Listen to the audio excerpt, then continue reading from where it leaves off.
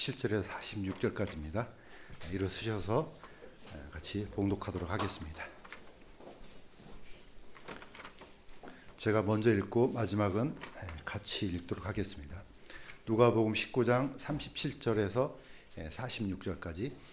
이제 그분께서 올리브산의 내리막까지 가까이 오시니 제자들의 온 무리가 자기들이 본 모든 능력 있는 일들로 인해 기뻐하며 큰 소리로 하나님을 찬양하기 시작하여 이르되 찬송하리로다. 주의 이름으로 오시는 이여 하늘에는 평화요 가장 높은 곳에는 영광이로다 하매, 무리 가운데 바리새인들 중에 몇 사람이 그분께 말하되 선생이여 당신의 제자들을 꾸짖으소서 하거늘, 그분께서 그들에게 응답하여 이르시되 내가 너에게 이르노니 만일 사람들이 잠잠하면 돌들이 즉시 소리를 지르리라 하시니라. 그분께서 가까이 오사 그 도시를 보시고 그 도시로 인해 슬피 우시며 이르시되 적어도 이날 즉 내 날만이라도 너 곧 네가 내 화평에 속한 일들을 알았더라면 얼마나 좋았으리요. 그러나 지금 그 일들이 내 눈에 숨겨졌도다. 날들이 내게 이르리니 그때에 네 원수들이 네 주위에 도랑을 파고 너를 둘러싸며 사면을 가두며 또 너와 내 안에 있는 내 자녀들을 땅에 쓰러뜨리고 내 안에서 돌 하나도 다른 돌 위에 남기지 아니하리라. 이는 너를 돌아보는 때를 네가 알지 못하였기 때문이라 하시니라.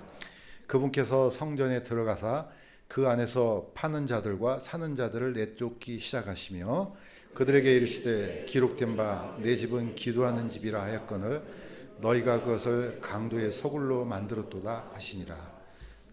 잠시 기도드리겠습니다. 하나님 아버지, 저희들 세상에서 분주한 가운데 살다가 다시 마음을 정리하고 하나님 앞에 섰습니다. 저희들이 하나님 앞에 섰을 때 우리의 내면을 이 말씀을 통해서 비춰보게 하시고, 혹시 우리 안에 하나님을 욕되게 하는 일들이나 또 세상 가운데 살면서 우리를 자신을 보지 못했던 일들이 있다면 오늘 이 말씀 가운데 저희를 용서해 주옵시고 다시 또 회복되는 놀라운 역사가 일어날 수 있도록 도와주시옵소서. 감사드리며 예수님의 이름으로 기도드립니다.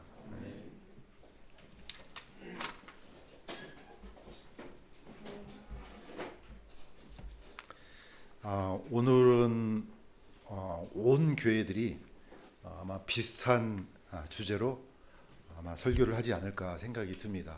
오늘이 이제 미국에서는 이번 주를 팜 선데이라고 해서 거의 굳어진 것 같아요. 그래서 매 주일마다 돌아오는 1년 만에 한 번씩 돌아오는 이 날을 예수님의 예루살렘 입성, 다른 말로 팜 선데이 이렇게 이제 부릅니다. 팜 선데이라 그러면은 종려나무 가지를 들고 예수님을 이제 영접했기 때문에 이제 그 말이 붙여집니다. 그런데 유대력을 보면은 사실 어제가 6월절입니다. 6월절인데 6월절이면은 3일 후에 부활을 하면은 초실절이 안 맞잖아요. 안 맞는데 다음 주일이 또 부활절이에요. 오늘의 팜선데이고 다음 주일이 팜선데이, 부활절이에요. 그럼 이게 좀 안 맞으면은 왜 이렇게 안 맞을까? 자, 다시 또 반복해서 말씀드리면은 유대인들은 달력을 두 가지를 씁니다. 하나는 음력을 쓰고 하나는 양력을 씁니다. 음력은 계속해서 날짜가 변해요. 이 해마다 변해요. 양력은 안 변해요. 안 변하는 이유가 요일이 안 바뀌기 때문에 그렇습니다. 그래서 요일은 항상 똑같습니다. 단 하나가인데 천지 창조 때부터 한 번도 변하지 않는 날이 있다면 그게 바로 요일입니다. 그래서 일월화 수목금토 일월화 계속해서 돌아갑니다. 그런데 날짜는 음력은 바뀌어요. 그러니까 이런 이제 갭이 생기기도 합니다. 자, 다시 말씀드리지만은 6월절은 음력을 쫓아갑니다. 그래서 14일, 이산월 14일, 아피벌 14일이 저녁부터 시작해서 6월절이 시작됩니다. 그런데 성경을 보다 보면은 너무나 좀 헷갈리는 것들이 많습니다. 왜냐하면 우리는 양력이 익숙해 있습니다. 그래서 보통 하루가 12시 땡 하면은 그때 날짜가 하루가 됐다가 땡 하면 끝나죠. 그런데 유대인들은 해가 떨어지면 그때부터 낮과 밤이 시작돼요. 그러니까 우리로 봤을 때는 이틀인데 유대인들은 여전히 하루예요. 그러니까 이게 날짜 계산하는 게 너무 이제 힘든 겁니다.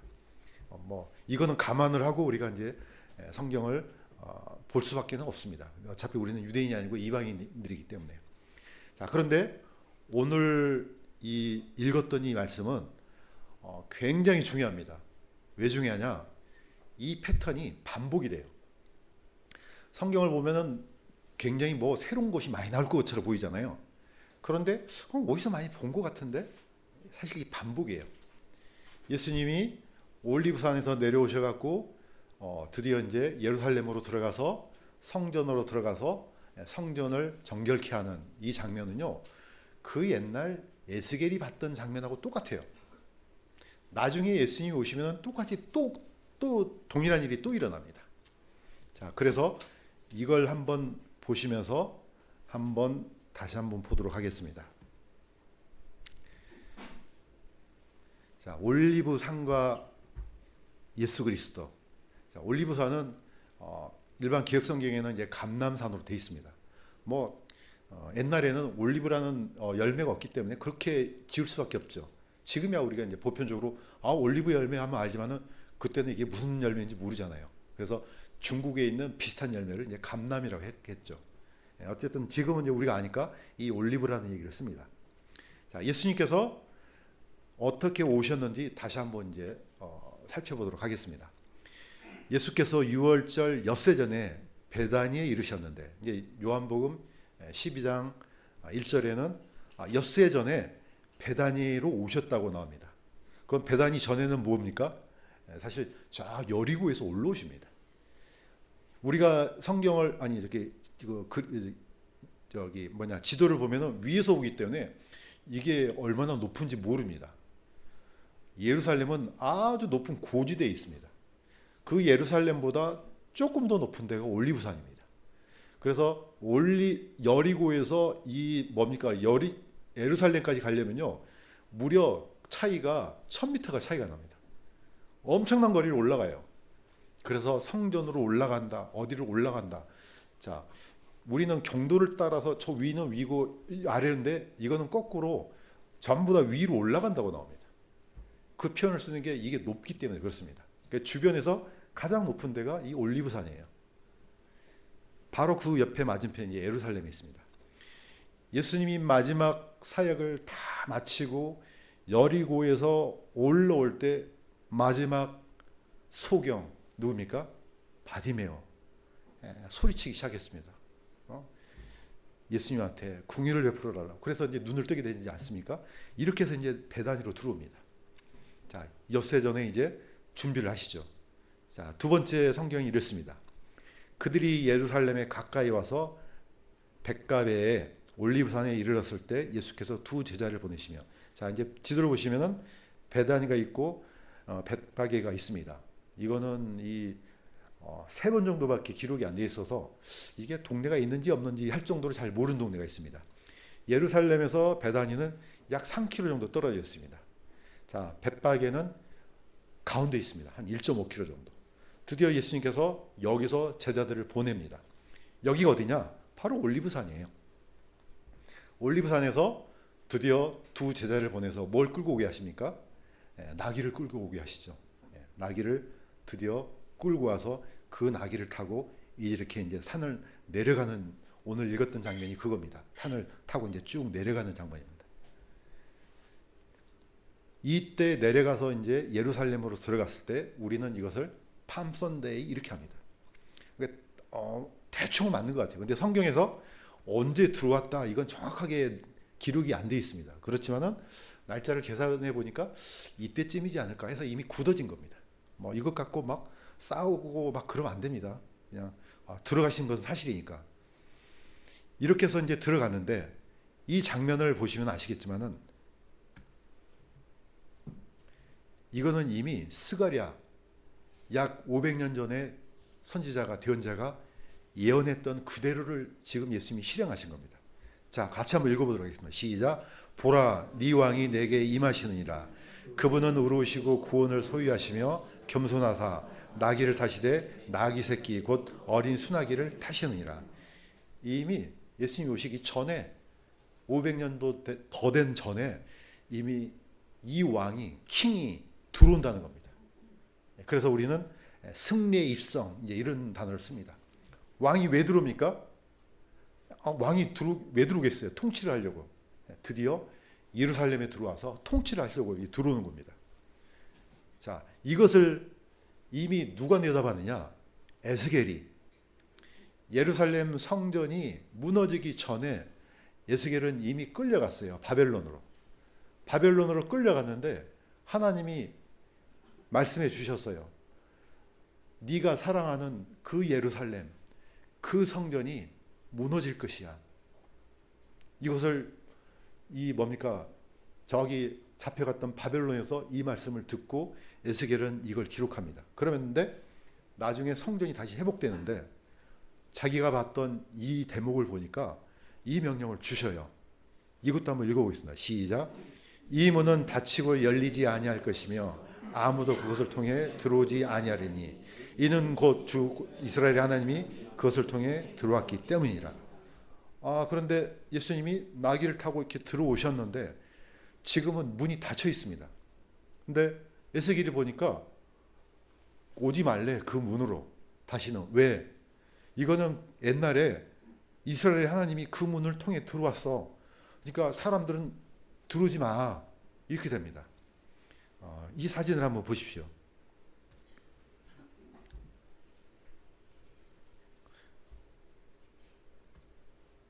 네. 굳게 닫혀 있는 예루살렘 동쪽 문. 실제로 문이 닫혀 있습니다.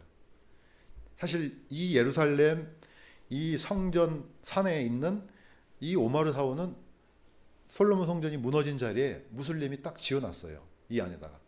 그 다음에 사실 이 성벽도 누가 쌓았느냐? 술레이만 대제라고 하죠.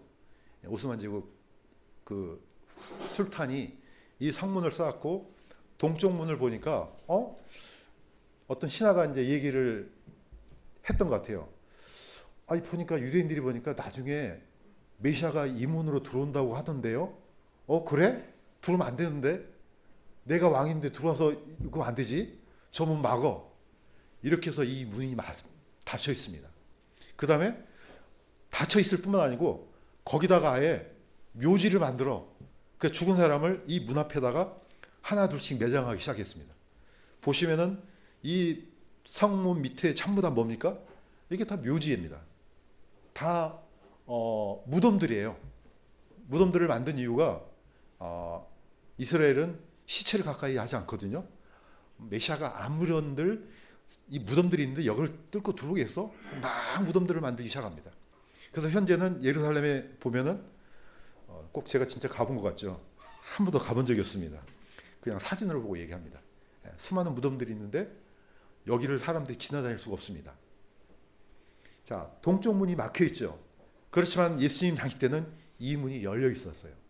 그래서 올리브산에서 나귀를 타고 드디어 이 동쪽 문을 지나서 어디로 갑니까? 솔로몬 성전으로 들어갑니다. 이 패턴을 기억하시기 바랍니다. 왜냐? 너무너무 중요하고 앞으로 예수님이 이 패턴을 다시 한번 반복합니다. 자, 이 장면을 한번 보겠습니다.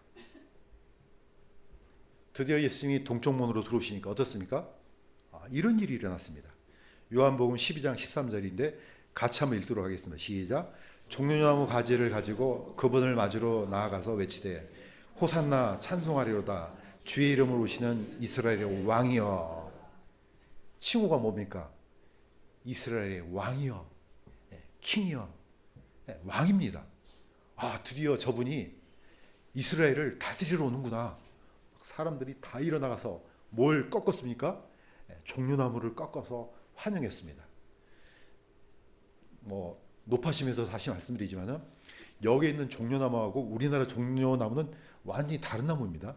아까도 얘기했던 것처럼 이미 이렇게 기록이 됐기 때문에 그냥 종려나무라고 그냥 쓰는 겁니다. 정확하게 말하면은 대추 야자나무예요. 이 나무를 꺾어서 환영하는 겁니다.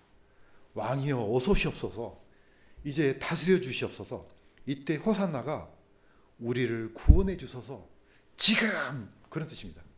지금 당장 이게 호산나입니다. 드디어 오셔서 우리 좀 구원해 주세요. 어디로부터요? 로마로부터.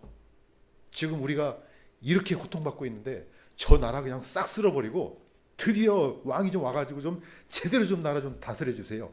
이게 지금 이때 환영 인파의 소리입니다. 그러니까 사람들이 얼마나 이 대대적으로 환영을 했겠습니까? 옆에 있는 사도들은 이제 뭐가 좀 일이 좀 제대로 돼 가려나? 아마 흥분했을 거예요. 드디어 예수님이 이제 이렇게 고생 3년 넘게 이렇게 고생하시더니 드디어 이제 왕으로 와서 왕이 위에 앉으셔서 뭐가 좀 이제 뭐가 돼 가려고 하나?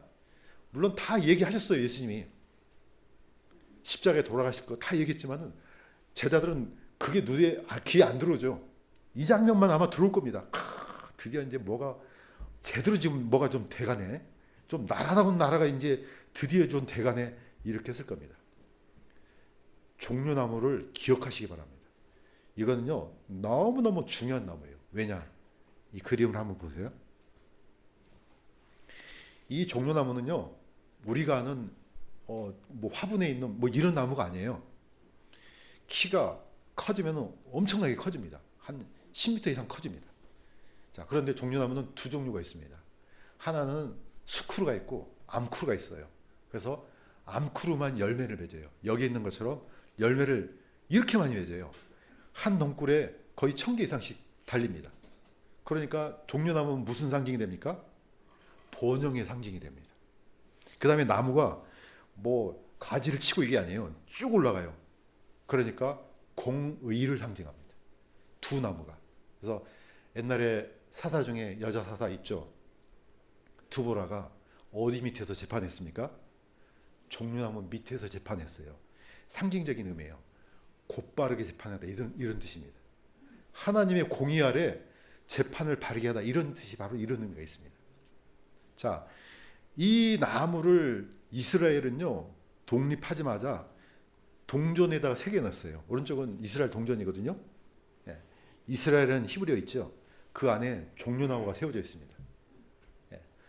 저는 마찬가지로 종려나무 열매를 직접 따서 먹은 적은 없습니다. 근데 오래전에 사모님이 갖고 오셨어요.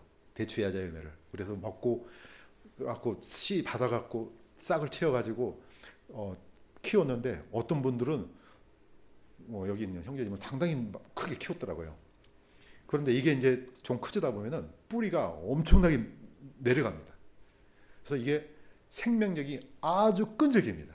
보통 해서 죽지가 않습니다. 그래서 이스라엘이 이거 우리나라랑 비슷한데? 이렇게 해서 이 상징을 답니다. 그런데 이 문양이 놀랍게도 에스겔이 바라봤던 에스겔 성전에 그대로 이게 문에도 기록되고 성서에도 새겨져 있고 지성서에도 새겨져 있고 다 새겨져 있어요. 자, 제가 시편 92편 12절은 제가 읽겠습니다.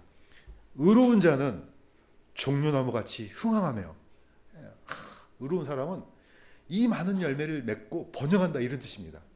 이처럼. 두 번째는 같이 한번 읽어보도록 하겠습니다. 시작. 땅에서부터 문 위에까지 또 그 전에 벽에 그룹들과 종려나무들이 만들어졌더라. 에스겔이 바라봤던 것은 바로 에스겔 성전이에요. 지금은 없잖아요. 나중에 다시 만들어져요. 언제 보느냐? 부활해야 볼 수 있습니다. 부활이 못 되면은 가망이 없을 것 같아요. 우리는 예수님 오시면은 나중에 부활합니다. 그때 어디 가서 봅니까? 이 에스겔 성전은요 부활한 사람들이 보는 거예요. 그 다음에 이제 나중에 천년왕국에 들어가는 유대인들 또는 이방인들이 보면은 옛날에 어떤 그 목사가 어떤 얘기를 했던 것 같은데 저를 기억해 주세요. 분명히 볼 겁니다. 새겨져 있습니다. 전부 다. 땅에서부터 무늬까지 그 전에 벽에 그룹들과 종려나무들이 다 만들어져 있습니다. 그러니까 종려나무 자체는 곧 예수님도 상징합니다. 그분을 통해서 맺는 수많은 열매들, 어떻게 보면 우리가 열매들 아닙니까? 수많은 곰반 사람들이 생겨나고 해서 하나님의 풍성한 이제 열매를 맺게 됩니다. 자, 이 예수님이 이런 환영을 받으면서 들어갔던 마지막 종착지가 어디냐? 그게 바로 이겁니다. 예루살렘은 성전입니다. 키포인트예요. 가장 중요합니다. 오늘 읽었던 성경 중에 가장 중요한 대목입니다. 자, 좀 길지만은 이것도 한번 같이 한번 읽어보도록 하겠습니다. 시작. 그들이 예루살렘에 이르니라. 예수님께서 성전에 들어가사 성전 안에서 사고 파는 자들을 내쫓으시고 내 집은 모든 민족들에게 기도하는 집이라 불리리라.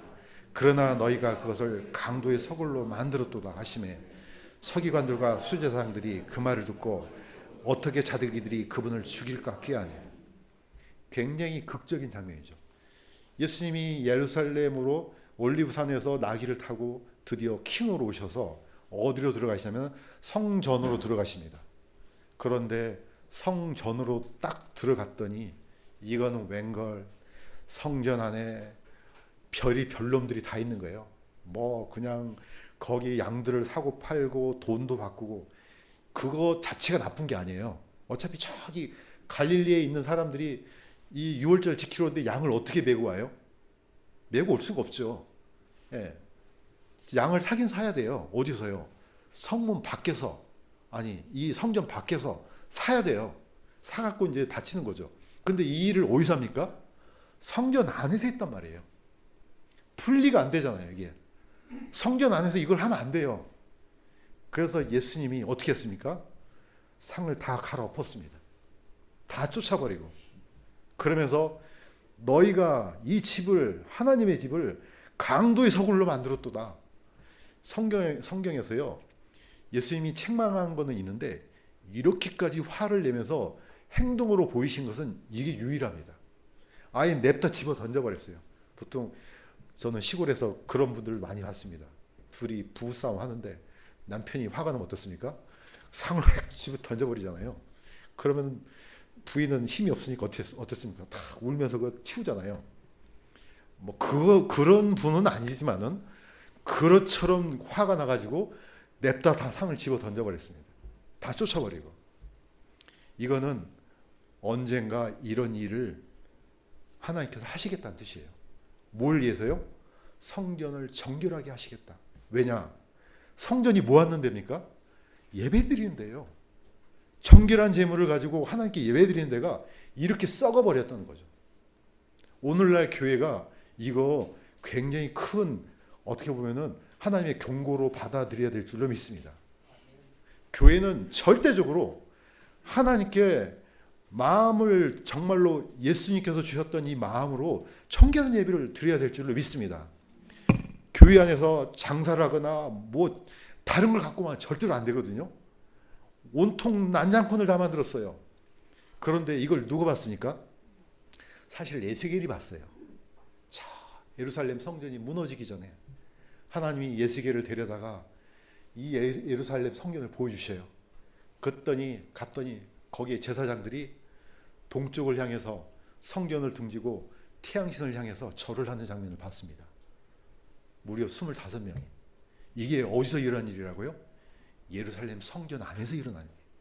이거는 하나님의 집이 아니에요. 이거 하나님이 가만 놔두겠습니까? 우리가 잘 알고 있는 것처럼 AD 70년에 아예 돌 위에 돌 하나도 남김없이 전부 다 무너졌습니다. 다시 한번 반복합니다. 이걸 기억하시면요, 똑 들어올 겁니다. 자, 베다니에서 드디어 벳바게에서 여기서 이제 들어가잖아요. 성전 안으로. 성전 안에 딱 한 번만 들어가세요. 자, 이 안에 들어가고 우리가 이제 성전이라 그러면은 제사장들이 들어가는 곳이 있고 성소와 지성소가 있고 뜰이 있습니다. 그래서 백성들은요, 그 뜰에 모일 수는 있어요.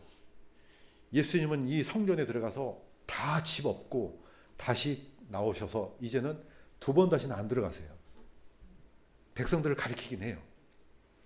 이게 그 옛날 에스겔이 바라봤는데 어떤 장면을 바라봤냐? 하나님의 영광이 떠나는 장면을 봤습니다. 보니까 하나님의 영광이 어디서 떠납니까? 법궤에서, 이 동쪽 문을 지나서 올리브산에서. 자, 에스겔은 올리브산이란 말은 없어요. 동쪽 맞은편 산으로 나와요. 그게 어떻게 합니까? 하늘로 올라갔다 이렇게 나와요. 성전, 하나님의 영광이 떠나는 장면이 나와요. 자, 이거 그대로 예수님이 어디서 출발하십니까? 올리브산에서 나귀를 타고 성전으로 들어가세요. 성전은 하나님께 예배드리는 곳이에요. 이 예배를 받을 수 있습니까? 없습니까? 받을 수 없는 거예요. 이거는 이미 썩어버린 거예요. 자, 구약 성경에 너희가 가나안 땅에 들어가거든 집을 잘 살펴봐가지고 혹시 거기에 곰팡이가 피어 있으면은 벽돌에 곰팡이가 피어 있으면은 그 벽돌을 빼서 그것만 버리면 돼요. 그런데 집을 보면은 이거는 고쳐 쓸 수가 없어요. 어떻습니까? 그러면 집을 다 파괴시켜 버립니다. 이 성전은 고쳐 쓸 수가 없어요. 전부 다 무너뜨려야 돼요. 하나님이 돌 위에 돌 하나도 남김없이 전부 다. 그래서 오늘날 역사가 그걸 증명하고 있는 겁니다. 아까 보여드렸던 장면에 그 정말 아름답고 거룩했던 솔로몬 성전이 있는 게 아니라 뭐가 있습니까? 오므르 사원이 서 있지 않습니까? 이슬람 사원이 거기에 딱하니 있는 거예요. 자, 이스라엘은 어떤 마음으로 바라보겠습니까? 이 사람들은 지금도 눈이 닫혀 있어요. 이게 뭐가 잘못됐는지 아직도 모르는 거예요. 이거. 우리가 뭘 잘못했지? 그냥 이분들은 이 생각이 아니고 어떻게든지 거기 솔로몬 성전에다가 다시 지어야 되는데 이 생각만 갖고 있어요. 그 원인 분석을 해서 뭘 고쳐야 됩니까? 자신들의 마음을 고쳐야 돼요. 우리 조상들이 이런 엄청난 죄악을 저질렀구나 이렇게 하고 자신을 바라봐야 되는데 이거 뭐야 이거? 이것들이 지금 그 성전이 있는 자리에 저게 있네? 이렇게만 갖고 있단 말이에요. 자, 오늘 제목 하나님의 눈물. 예, 거기에 있는 삽입된 것을 다시 끄집어 봅니다. 자, 하나님께서는 뭐 눈물이 있습니까? 제가 말씀드리려고 하는 것은 예수님의 눈물이에요. 예, 이분이 눈물을 흘렸다는 것은 이 도시가 어떻게 된다는 것을 보여주시는 겁니다. 19장 41절 같이 한번 읽어보도록 하겠습니다. 시작. 그분께서 가까이 오사 그 도시를 보시고 그 도시로 인해 슬피 우시며 네 화평에 속한 일들을 알았더라면. 여기는 한탄. 네가 그 일을 알았더라면. 드디어 예수님은 와서 환영을 받습니다. 어서 오시옵소서. 우리의 왕이시여. 함성 소리. 모든 게 세팅이 되어 있어요. 그러나 하나님은 시간을 초월하신 분입니다. 그러니까 무슨 일이 일어날지 아세요. 예. 그들의 함성 소리 이면에 뭘 하십니까? 앞으로 곧 닥칠 그 운명을 깨뜨려 보시죠. 저 도시가 이렇게 될 건데 얼마나 안타깝겠습니까? 네가 평화에 화평에 관한 일들을 알았다면 얼마나 좋았겠냐. 이거는 하나님께서 우리 인간들을 보실 때 똑같습니다. 사실 우리는 내일 일어날 일을 모르잖아요. 그런데 하나님은 창세기부터 끝까지 영원 전부터 끝까지 다 아시잖아요. 무슨 일이 일어날지 다 아신단 말이에요. 그러니까 예수님은 너무 안타깝죠. 엘리사도 마찬가지지 않습니까? 엘리사도 이 북이스라엘의 민족들이 어떻게 될지 다 아세요. 하사엘이 나중에 왔는데 뚫어지게 쳐다보면서 이 엘리사가 이제 눈물을 흘립니다. 하사엘이 민망해서 왜 이렇게 우세요? 네가 나중에 우리 백성들을 이렇게 할 것이야. 이미 깨뜨려 보는 거죠. 자, 이 마음을 가졌던 대언자가 누굽니까? 예레미야였습니다. 예레미야 얘가 3장 48절 같이 한번 읽어보도록 하겠습니다. 시작. 내 백성의 딸의 파멸로 인하여 내 눈에서 눈물이 물 있는 강한 강같이 흐른도다. 예레미야도 알고 있죠. 나중에 이 도시가 이렇게 바뀔 건데. 그래서 우리는 예레미야를 뭐라 합니까? 눈물의 선지자라고 하지 않습니까? 알거든요. 아는 사람은 너무 안타까운 거예요. 그런데 문제는 어떻게 할 방법이 없어요. 뭐 마음을 구부립니까? 뭐 어떻게 합니까? 불가능한 거죠. 하나님이 이 도시를 향해서 눈물을 흘렸습니다. 자, 사실은 이전에 뭐가 있습니까? 나사로의 죽음 앞에서 눈물을 흘리셨습니다. 같이 한번 읽어보도록 하겠습니다. 시작. 그들이 그분께 이르되 주여 와서 보시옵소서 하매 예수님께서 우시더라. 예. 요한복음 11장 35절은 모든 성경 구절에서 가장 짧은 성경 구절입니다. 딱 이렇게 돼 있습니다. 예수님께서 우시더라 이렇게 돼 있습니다. 자, 이 나사로하고 친해서 우는 게 아니고 예수님 뭐 한 사람 때문에 우시겠습니까? 이 나사로는 모든 인류의 대표입니다.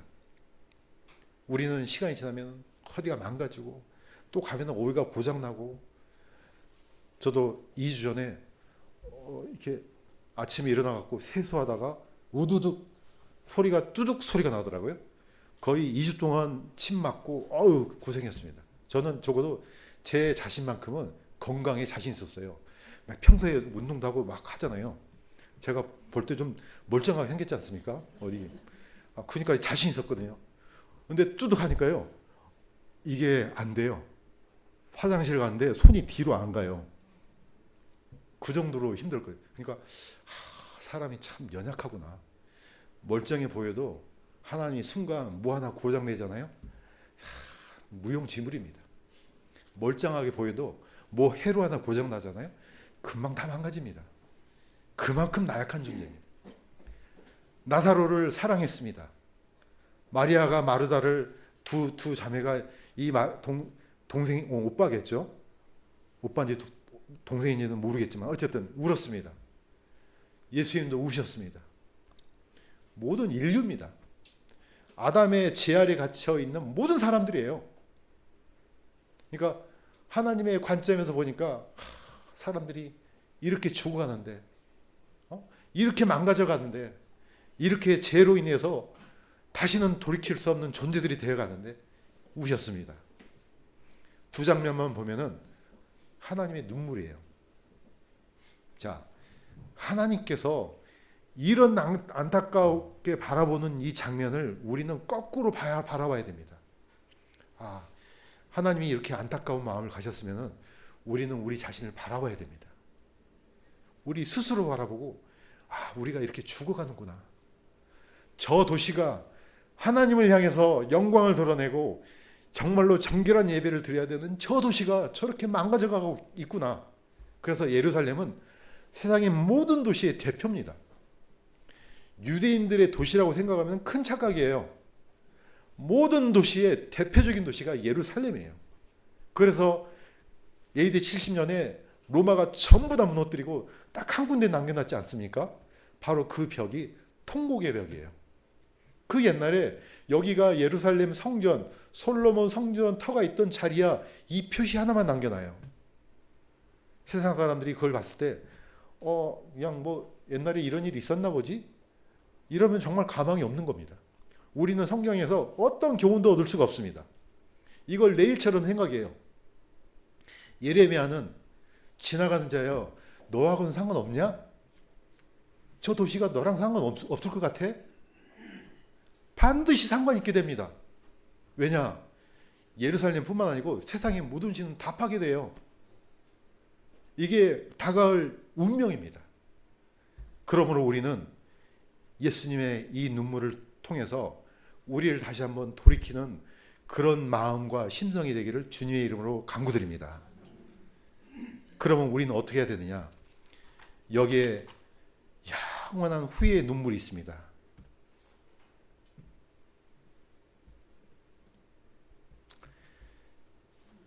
한번 집주인이, 이거는 제가 읽겠습니다. 집주인이 한번 일어나 문을 닫으면 나는 너희가 어디서 왔는지 알지 못하노라 하리라. 불법을 행하는 모든 자들아, 너희는 내게서 떠나라 하리라. 아브라함과 이삭과 야곱과 모든 대언자들은 하나님의 왕국에 있고 너희 자신은 쫓겨난 것을 볼 때 거기서 슬피 울며 이를 갈미 있으리라. 자, 예수님의 눈물이 자기와 상관없다고 생각했을 때 이 눈물은 누가 흘리게 됩니까? 본인이 흘려요. 언제? 여기 가서 얼마나 영원토록 흘리게 돼요. 이게 무서운 겁니다. 하나님은 궁일이 많습니다. 무한한 용서를 갖고 있습니다. 그러나 시간이 정해져 있어요. 문을 한번 꽝 닫아버리잖아요. 두 번 다시 열리지가 않습니다. 노아 방주 문을 만들었습니다. 문이 입구가 하나예요. 저도 믿기로는 약 120년 동안 그 일을 하지 않았나 생각이 들어요. 사람들이 봤을 겁니다. 노아가 의의 선포자라 그랬습니다. 사람들한테 왜 얘기를 안 했겠습니까? 다 얘기를 했어요. 근데 몇 명만 들어갔습니까? 딱 8명만 들어갔습니다. 하나님께서 그 문을 닫으셨더라 이렇게 나와요. 노아가 닫은 게 아니에요. 하나님이 닫으셨더라. 그 문은 열리지 않았습니다. 전부 다 죽었습니다. 예수님께서 이 안타까운 눈물을 보고 사람들이 이제는 자신의 가슴을 쥐어뜯고 통곡해야 될 줄로 믿습니다. 그래야지 오늘 팜 선데이의 의미가 있는 겁니다. 매번 1년에 한 번씩 돌아오네? 이날 그냥 예배드리지? 이렇게 하면 아무 의미가 없는 거예요. 이게 절기가 무슨 의미가 있겠습니까? 이게 나랑 관련이 있어야 되는 거거든요. 이 영원한 후회의 눈물을 흘리지 않기 위해서는 예수님의 눈물이 내 자신의 눈물이 되어야 될 줄로 믿습니다. 나를 바라봐야 됩니다. 내가 과연 하나님과 관련이 있는지, 내가 저 영원한 천국에 가서 하나님의 백성으로 살아야 되는 그런 사람인지 돌이켜보면요, 예수님께서 흘리셨던 눈물은 오히려 우리한테 구원의 눈물이 됩니다. 그러나 나랑 뭔 상관이 있어? 그냥 뭐 흘리셨나 보지 뭐. 그냥 성경에 이렇게 기록이 되어 있네. 놀랍게도 정말로 이 눈물이 자신의 눈물로 바뀐 사건이 있습니다. 앞으로 이스라엘은 이 눈물을 흘리게 돼요. 이거는 회개의 눈물이에요. 이거 보고 이제 마치도록 하겠습니다. 이 이스라엘 백성들은 앞으로 자신들의 운명이 정해져 있습니다. 하나님께서 이렇게 하실 것이라고 얘기했습니다. 스가랴 12장 10절 같이 한번 읽어보도록 하겠습니다. 시작. 내가 다윗의 집과 예루살렘 거주민들 위해 은혜의 영과 강구하는 영을 부어주리니 그들이 나 곧 자기들이 찌른 나를 바라보고 왜곡하며 그를 위하여 쓰라르게 슬퍼하리로다. 예. 앞으로 이스라엘은요, 누구를 바라봅니까? 자신들이 찌른 예수님을 바라봐요. 왜 눈물을 흘립니까? 이 사람들은 진짜로 찔렀던 사람들이 아니잖아요. 후손들이잖아요. 후손들인데도 불구하고 눈물을 흘려요. 왜? 책임을 통감하거든요. 아, 내 선조가 그랬지만 내가 찔렀구나. 이 사람들의 눈물은 바로 은혜의 눈물이고 구원의 눈물입니다. 이런 날을 주시겠다는 겁니다. 하나님이. 그 백성들한테. 물론 남은 자들이겠죠. 물론 우리는 그 전에 예수님과 함께 아주 행복한 날을 보낼 줄로 믿습니다. 왜냐? 휴고돼야 되니까. 남은 이스라엘 백성들이에요. 이 사람들은 그 예수님의 상처를 보고 어찌할꼬. 사실은 예수님의 상처는 영원히 회복되지 않는 상처예요. 낫지가 않아요. 그래서 영원토록 그 상태로 영원히 가는 겁니다. 누구를 위해서요? 우리를 위해서. 예수님은 상처를 갖고 우리는 완벽한 몸으로 어떻게 삽니까? 영원토록 같이 사는 겁니다. 그래서 예수님이 오실 때 우리는 예수님을 한 번도 본 적이 없어요. 찾을 필요도 없어요. 딱 한 분만 상처가 있어요. 누구만요? 예수님만. 예수님 그분만 손에 상처가 있고 옆구리에 상처가 있습니다. 바로 이분이 예수님입니다.